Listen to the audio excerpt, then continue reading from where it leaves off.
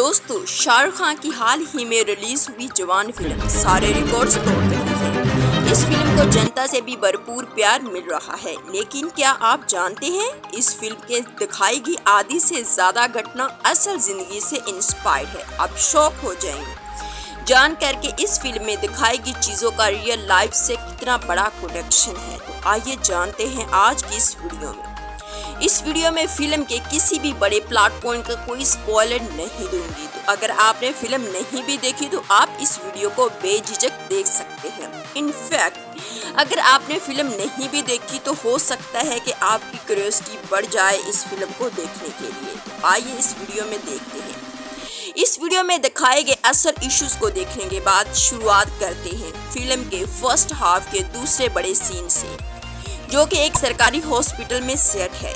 जवान फिल्म में दिखाया गया है कि कैसे सरकारी हॉस्पिटल में छोटे बच्चे एनसेफेलाइटिस की बीमारी की वजह से मर जाते हैं क्योंकि ऑक्सीजन की अवेलेबिलिटी नहीं होती। फिल्म में एक बड़े सीन से डॉक्टर इराम को दिखाया गया है, जो पूरी कोशिश करती है अपने बच्चों को बचाने के लिए, लेकिन इस घटना के पब्लिक होने के बाद सरकार उल्टा उन्हीं डॉक्टर को फ्रेम कर देती है। झूठा इल्जाम उन पर लगाया जाता है और उन्हें जेल कर दिया जाता है।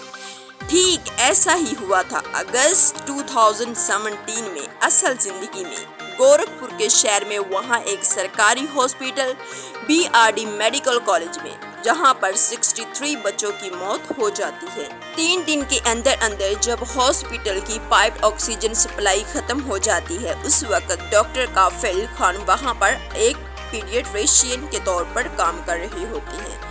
जब उन्हें पता लगता है कि ऑक्सीजन की सप्लाई खत्म हो रही है तो हॉस्पिटल में अथॉरिटीज को इन्फॉर्म करने की कोशिश करते हैं।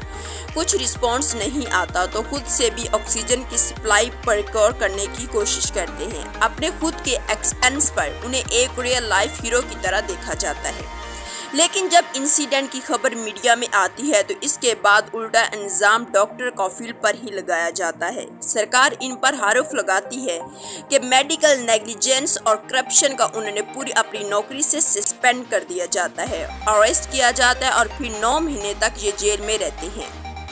एक इंटरव्यू में बताते हैं कि जेल में कितनी बेरहमी से उन्हें मारा पीटा गया। 4-5 दिन तक तो उन्हें भूखा रखा गया। इतनी बुरी हालत थी कि अपने कमर पर महीनों तक सो भी नहीं पाए थे।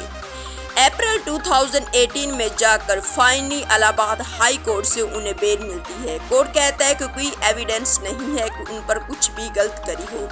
2017 में एक इंक्वायरी पैनल बनाया जाता है इनके ऊपर लगे आरोपों को इन्वेस्टिगेट करने के लिए। वहां पर भी कहा जाता है कि इनके ऊपर लगाए गए आरोप बेसलेस है और इनकंसिस्टेंट। और इनफैक्ट इसी पैनल रिपोर्ट में लिखा होता है कि कैसे 12 अगस्त के इनकी ऑनेस्ट एफर्ट्स की वजह से, इतनी ज़्यादा एफर्ट्स की वजह से 500 से ज़्यादा जम्बो ऑक्सीजन सिलेंडर उस हॉस्पिटल में लगवाए गए थे। जवान फिल्म में दिखाया गया है कि कैसे जब डॉक्टर के पास कोई और ऑप्शन नहीं बचा था तो उन्होंने एम्ब्यू बैग देने शुरू कर दिए। पेरेंट्स को ये भी चीज़ असल में हुई थी गोरखपुर DHD के दौरान। रिपोर्ट्स आई थी कि कैसे जब ऑक्सीजन खत्म हो जाती है तो पेरेंट्स अपने बच्चों की जान बचाने के लिए एम्ब्यू बैग्स का इस्तेमाल करते हैं। आखिरी दम तक कोशिश कर रहे थे और कई पेरेंट्स ने अपने बच्चों की आंखों के सामने मरते हुए देखा। डॉक्टर कफील का कहना है कि उन्हें स्केप कोड बनाया गया था और ये एक मेन ट्रेजेडी थी। 30 से ज़्यादा चिट्ठियाँ लिखी गई थी BRD मेडिकल कॉलेज की अथॉरिटीज़ को और यूपी सरकार को। 63 लाख से रुपीस का बिल ऑक्सीजन सप्लाई जो कि पेंडिंग था और बार बार चिट्ठियों में यही चीज़ बताई गई थी कि ऑक्सीजन का बिल पे कर दिया जाए ताकि ऑक्सीजन की सप्लाई को रोका ना जा सके। तो गोरखपुर ट्रेजेडी के होने से सिर्फ एक दिन पहले 9 अगस्त को उत्तर प्रदेश के चीफ मिनिस्टर आदित्यनाथ खुद इस हॉस्पिटल में गए थे और विजिट करी थी उन्होंने जो सब कुछ उस समय हुआ था। हाल ही में पाकिस्तान, जो कि इंडिया का नेबर कंट्री है, वहाँ पर भी इस तरह के कुछ केसेस देखने को मिलते हैं। जैसे कि हाल ही में रावलपिंडी में बेनजीर मेडिकल कॉलेज में एक बच्ची जिसकी मौत इसी हादसे की वजह से हुई है, लैक ऑफ ऑक्सीजन की वजह से। लेकिन इसके ऊपर अभी इन्वेस्टिगेशन जारी है कि उस मौत की असल वजह क्या थी। इससे पता चलता है कि देश में सरकारी हॉस्पिटल की हालत कितनी ख़राब है। हम अक्सर सुनते हैं, लेकिन एक्चुअली में कितनी ख़राब है और इसका क्या इम्पैक्ट पड़ता है लोगों की ज़िंदगियों पर, हमें पता चला इस फिल्म से और गोरखपुर ट्रेजेडी से। इन सरकारी हॉस्पिटल की हालत सुधारने के लिए फिल्म में एक बड़ी बोल्ड स्टेटमेंट दी जाती है। कहा जाता है कि अगर नीयत हो तो इन सारे हॉस्पिटल को देश भर में सिर्फ 5 घंटों के अंदर सुधारा जा सकता है। लेकिन ये चीज़ थोड़ी फिल्मी होगी, लेकिन असल जिंदगी में मेरा मानना है कि इस चीज़ को 1.5 मंथ में क्लियरली इन एफिशिएंसी वे में क्लियर किया जा सकता है, मैनेज किया जा सकता है और इन तमाम कंडीशंस को इम्प्रूव भी किया जा सकता है। दोस्तों, एंड अदर सीन जो इस फिल्म में दिखाया गया वो है डिफेक्टिव वेपन सिस्टम। हमारे सोल्जर्स की मौत डिफेक्टिव वेपन सिस्टम की वजह से भी होती है। हमारे सोल्जर्स दुश्मन की गोली से नहीं बल्कि हमारे डिफेक्टिव सिस्टम की वजह से मारे जाते हैं और इसके बारे में बहुत ज़्यादा मीडिया में रिपोर्ट्स पब्लिश की गई हैं। हाल में जैसे कि इन 2015 रिटायर्ड लेफ्टिनेंट कर्नल दीपक मल्होत्रा दिल्ली हाई कोर्ट में एक PILF फाइल करते हैं। आरोप लगाते हैं कि ब्यूरोक्रेटिक हर्डल्स की वजह से हमारे सोल्जर्स को बेकार क्वालिटी के हथियार इस्तेमाल करने पड़ते हैं, जिसकी वजह से इनकी जान रिस्क पर आती है। इसीलिए PIL में घायल जवान का इंटरव्यू मेंशन किया गया था, जिसमें उन्होंने बताया था कि कैसे डिफेक्टिव इंसाफ की वजह से छत्तीसगढ़ में एक मैसेज कर दिया गया कि 2017 में एक CNG रिपोर्ट मेंशन करती है कि कैसे 40% इंडियन आर्मी के एमिनेशन इतने कम लेवल पर थी कि अगर एक बार हो जाती तो 10 दिन से ज़्यादा ये हथियार नहीं चलेंगे।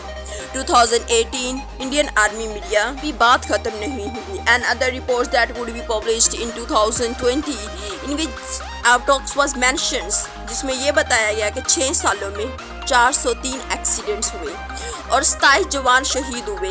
एटलीस्ट 960 करोड़ रुपीस हथियारों को सप्लाई किया गया था और ऑर्डिनेंस फैक्ट्री बोर्ड के दौरान। इसके बाद सितंबर 2022 में सिर्फ पिछले साल की रिपोर्ट है ब्लूमबर्ग, इसमें कहा गया था कि प्रधानमंत्री मोदी के मेक इन इंडिया पक्ष की वजह से हमारे डिफेंस फोर्सेस कुछ क्रिटिकल वेपन सेमेस्टर इंपोर्ट नहीं कर पा रही। अगर आपको याद हो तो इस फिल्म में एक बड़ा मेजर प्लॉट जो कि है कॉर्पोरेट फंडिंग। जवान फिल्म में दिखाया गया है कि कैसे सीक्रेटली कॉर्पोरेट पैसे का इस्तेमाल किया जाता है पॉलिटिकल पार्टी की फंडिंग के लिए। इसको लेकर 2017 में बड़ी चीज हुई थी। हमारे देश में मोदी सरकार ने फाइनेंस बिल 2017 पास किया था, जिसके जरिए पॉलिटिकल पार्टीज को सीक्रेट डोनेशंस दिया जाता था। इस बिल में ये लिमिट भी हटा दी गई थी कि एक पॉलिटिकल पार्टी को कितना पैसा दिया जा सकता है।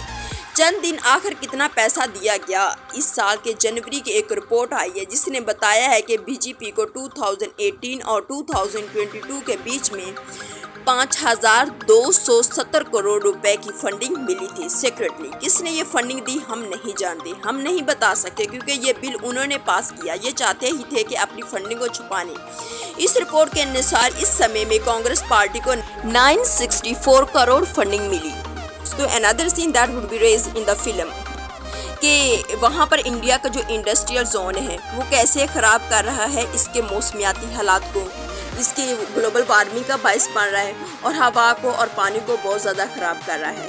Recently inter governmental panel on climate change पर रिपोर्ट पब्लिश करते हैं जिसमें उन्होंने बहुत ज़्यादा ख़तरनाक हद तक ग्लोबल वार्मिंग के असरात को शो किया है और ये भी कहा है कि अगर इसको कंट्रोल नहीं किया गया तो ये बहुत ख़तरनाक हद तक पहुँच सकता है। तो इस चीज़ को भी लेकर इस फिल्म में इस इशू को रेस किया गया और उसको कैसे मिनिमाइज करना है, उनके हालात, उनके प्रोसीजर को भी बताया गया। दोस्तों, ये चीज़ बहुत ज़्यादा कॉमन हो रही है।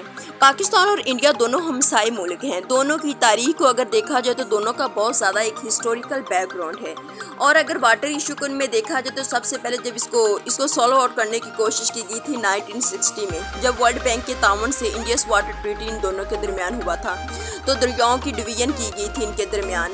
लेकिन अभी वाटर स्कार्सिटी के प्रॉब्लम अगर देखें तो पाकिस्तान में बहुत ज़्यादा वाटर स्कार्सिटी इंक्रीज हो रही है और इंडिया को लेकर भी, और दोनों ही आलूदगी का शिकार हो रही हैं। तो इसकी एक मेन ट्रेजेडी पर अब नज़र डालते हैं। आप यकीन नहीं करोगे, सिर्फ एक रैंडम गूगल सर्च करके देखो कितने आर्टिकल्स आएंगे। 2006 से शुरू करते हैं। छत्तीसगढ़ में आयरन और माइनिंग की वजह से 2 नदियों का पानी गंदा हो गया और इस गांव में जो नदियों के किनारे पर लोग रहते थे वहां के रहने वाले गांव वालों को एक कंटेमिनेटेड पानी इस्तेमाल करना पड़ा अपनी डेली ज़रूरतों को पूरा करने के लिए। 2013 एक report centre for science and environmental के द्वारा बताती है कि 80% इंडियन सीवेज अनट्रीटेड नदियों में बहा दी जाती है। कौन कर रहा है? हजारों फैक्ट्री जो इन अनट्रीटेड सीवेज डंप कर रही हैं नदियों। 2017 में Maharaj registrar polluting factories making India सितंबर 2018 से award winner environmentalist Rajendra Singh कहते हैं कि सरकार नामी गंगा प्रोजेक्ट फेल हो रहा है। दोस्तों, अगर पाकिस्तान में बात की जाए तो जो सबसे ज़्यादा सीविंग इस तरह की आलूदगी और डर्टी किस्म की चीज़ें जो फेंकी जाती हैं वो रिवर रावी है। बहुत ज़्यादा आलूदगी का बायस बना हुआ है और उसके किनारे पर जो लोग रहते हैं उनको भी यही प्रॉब्लम फेस करना पड़ रही है। इंडिया में इस इशू को लेकर मिनिस्टर ऑफ स्टेट फॉरजिश कश्ती ने कलेली राजा साहबा को बताया कि उनको पानी की क्वालिटी को इतना इम्प्रूव तो कर लेना चाहिए कि अगर पानी पीने के लायक नहीं तो नहाने के लायक तो बन सके। इस तरह 2021 का एक आर्टिकल जिसमें कर्नाटका के शहर में जो नदी है उसकी कंडीशंस के बारे में बताया गया कि यहाँ पर 746 मिलीलीटर सेवेज नदियों में हर दिन डंप कर दिया जाता है। 40% अनट्रीटेड, एक्सपर्ट्स कहते हैं कि अनट्रीटेड पानी का यूज किया जाता है। इसका क्लेम फैक्ट्रीज और इंडस्ट्रीज पर जाता है। दोस्तों, अनदर थिंग जो इस फिल्म में रेस किया गया, जो इशू इस फिल्म में बताया गया है जो कि रियल लाइफ से बहुत ज़्यादा मैच करता है, वो है कि अगर किसान अपना लोन वापस नहीं चुका पाया तो अक्सर आत्महत्या कर लेता है। लेकिन ये बड़े बड़े अरबपति कभी सुना है कि उन्होंने आत्महत्या की हो लोन ना देने की वजह से? तो जवान फिल्म एक बहुत ही पावरफुल सीन है। इसको लेकर मैं इसकी ज़्यादा बात नहीं करूँगी। अगर आपने फिल्म देखी है तो आप समझ पाएंगे कि मैं किस सीन की बात कर रही हूँ। किसानों के ऊपर जब ये लग जाता है तो इनकी पूरी ज़िंदगी का सवाल होता है। सिर्फ एक साल को अगर आप देखो 2021 में 10,000 से ज़्यादा फार्म सेक्टर में लोगों ने आत्महत्या की। फिल्म में दिखाया गया कि नंबर काफ़ी शॉकिंग था, लेकिन असल ज़िंदगी का नंबर इससे काफ़ी मिलता जुलता है। अब यहाँ ऐसे भी किसान हैं जो काफ़ी पैसा कमाते हैं देश में।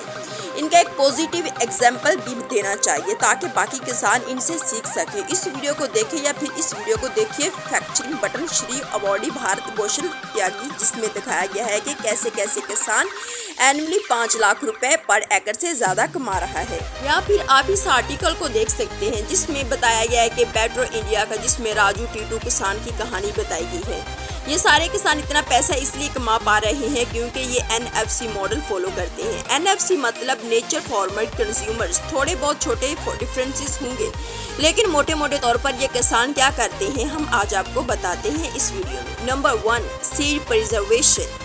ये बीज को प्रिजर्व करते हैं। सीड बैंक्स, ये फर्टिलिटी सीड बैंक्स के मेंबर्स भी होते हैं। अक्सर नंबर 2, केमिकल फर्टिलाइजर का ये इस्तेमाल नहीं करते। इंस्टेड फर्टिलाइजर का इस्तेमाल नहीं करते, उसके बजाय ये फर्टिलिटी को रिस्टोर करते हैं, रिकवर करते हैं। क्रॉप्स प्लांट करके, कैश क्रॉप्स करके बीच में उसे मिट्टी में माइक्रोबियल एक्टिविटी बढ़ती है, नाइट्रोजन अवेलेबिलिटी भी बढ़ती है और ऐसे में किसान मैन्योर के लिए एक कंपोस्ट का भी इस्तेमाल करते हैं। नंबर 3, ये अक्सर मिट्टी की टेस्टिंग कराते हैं लोकल लैब में जाकर, जिससे उन्हें पता चलता है कि मोस्ट सुटेबल क्रॉप कौन सी होगी इस मिट्टी में उगाने के लिए। ये क्रॉप रोटेशन भी प्रैक्टिस करते हैं। Number 4, monoculture. एक तरीके का क्रॉप प्लांट करने की जगह है। ये इंटरक्रॉपिंग करते हैं, मल्टीपल क्रॉप्स एक ही फील्ड में जो एक दूसरे को सपोर्ट करें। नंबर 5, ये मल्टी लेयर फार्मिंग करते हैं। 3 से 4 क्रॉप्स उगाए अलग अलग हाइट्स के सेम फील्ड पर form. Example coconut, coffee, black pepper एक कॉम्बिनेशन हो सकता है। ये लोग डायरेक्टली एक्सेस करते हैं कंज्यूमर्स तक, उनको अपनी प्रोडक्ट्स देते हैं, उनके व्यूज़ लेते हैं कि उनके व्यूज़ क्या है, वो किस तरह की प्रोडक्ट्स को ज़्यादा यूज़ करना चाहेंगे। फिर उन रेट्स को लेकर एक चीज़ जो देखी जाती है कि किसान बेचारा मेहनत करता है, बहुत ज़्यादा फसलें उगाता है, लेकिन एकदम से जो उसका मार्केट में रेट होता है वो कम हो जाता है। उसने इतनी महंगी फर्टिलाइज़र्स, बीज और स्प्रे ड्रिप्स वगैरह लेकर उसको लगाई होती है, लेकिन जब उसका रेट होता है तो इसकी वजह से भी बहुत ज़्यादा एग्रीकल्चर सिस्टम डेप्रिवेशन की तरफ जा रहा है। तो सरकार को भी किसानों के साथ बहुत ज़्यादा कोऑपरेटिव वे में चलना चाहिए और सरकार को सबसे पहले तो ज़रूरत इस बात की है कि तमाम किसान इक्वल नहीं हो सकते। जो बहुत ज़्यादा लेटेस्ट तरीके से लेटेस्ट टेक्नोलॉजी को यूज़ कर रहे हैं वो एजुकेटेड लोग हैं, समझदार लोग हैं, लेकिन गरीब किसान जिनको इस चीज़ के बारे में अवेयरनेस ही नहीं है, पहले सरकार को चाहिए कि उनको इस चीज़ के बारे में अवेयर करें कि उनको इस चीज़ को ऑप्ट कैसे करना है, इम्प्लीमेंट कैसे करना है। तो एक एग्रीकल्चर सिस्टम को इम्प्रूव करके कंट्री का GDP को बहुत हद तक इम्प्रूव किया जा सकता है और ये हमारी एक्सपोर्ट में बहुत ज़्यादा इम्पोर्टेंट रोल भी अदा कर सकता है। तो दोस्तों, हमारी आज की वीडियो आपको कैसी लगी कमेंट सेक्शन में ज़रूर बताइएगा। दोस्तों, according to my opinion, agriculture officers को चाहिए कि वो वीकली तौर पर एक ओपन मीटिंग कंडक्ट करे किसान के साथ। मंथली वीकली तौर पर, अगर वीकली नहीं भी कर सकते तो मंथली करें या 2 मंथ बाद करें, तो डायरेक्टली किसानों को जो लेटेस्ट बीज, लेटेस्ट टेक्नोलॉजी सब चीज़ें आ रही हैं उसके बारे में अवेयर करें।